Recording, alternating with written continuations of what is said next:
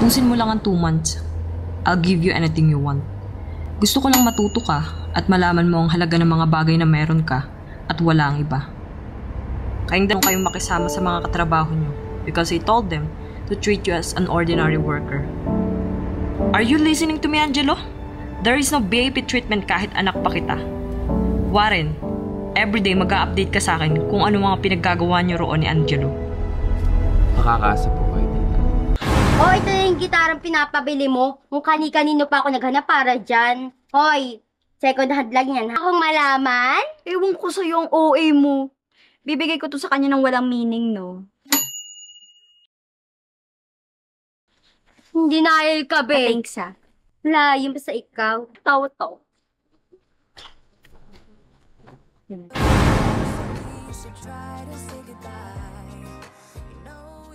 Have you seen Angelo? Baka nakaalis na. What?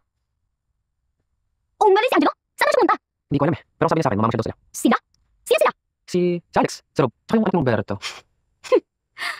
Nagpapatawa ka? Sasama sa mga katulad nila? Grabe ka naman sa kanila.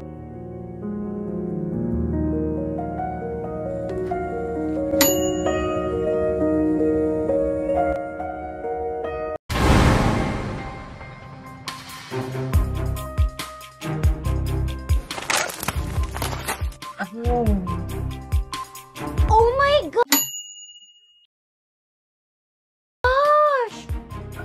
I'm so sorry, hindi ko sinasadya. Sorry po, ma'am. Hindi niyo po kasalanan. I'm the one who need to apologize kasi ako nag-iingat.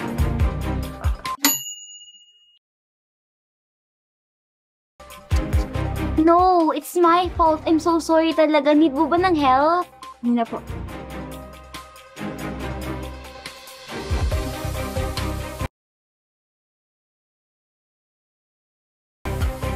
I'm so sorry talaga.